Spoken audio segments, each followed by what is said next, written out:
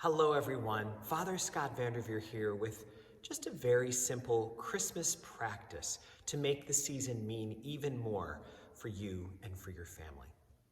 When I was a priest in Oneonta, a family there introduced me to a tradition that I absolutely loved. They started the beginning of Advent, the 4 weeks leading up to Christmas, with an empty manger scene in their house.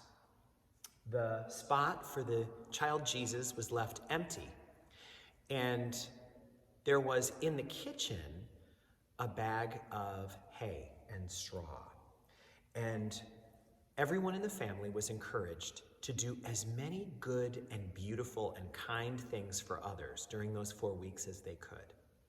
And every day, when the family was together at the end of the day having supper or spending time before going to bed, they would each share what good and kind things they had managed to accomplish that day. Some days certainly more than others.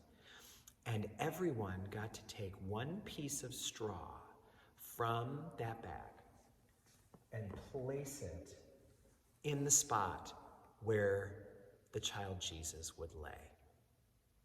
So the more beautiful, kind, wonderful, generous, sensitive things that any person did, the more soft and cushy and warm and welcoming Jesus's bed would be.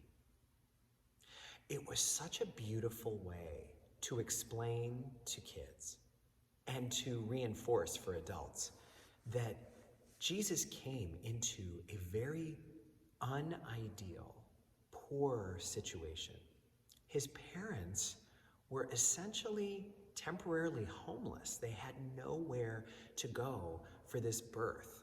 And that is meant to be shocking. It's meant to shock us that a woman in labor couldn't get immediate health care, that there was no emergency room to take her to, whether or not they could pay. And for us to understand that Jesus came into this world to make it a more beautiful and loving and connected place, to teach us that we are all God's children and that God truly cares.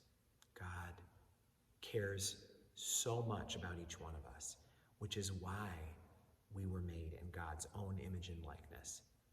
We are infinitely, inexplicably loved. So how beautiful for families of all sizes and ages, even single folks, to get some straw and to make this a practice for every Advent of our lives. The more good we do, the more kindness we show, the more bridges we build, the softer the spot is for Jesus to rest in on his arrival among us on Christmas.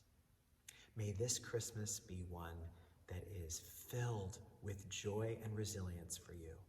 After such a difficult 2020, may all of us find ways to soften the resting place of each other and to create connections that highlight for us all just how much God loves us and how united as brothers and sisters, children of God, we all are.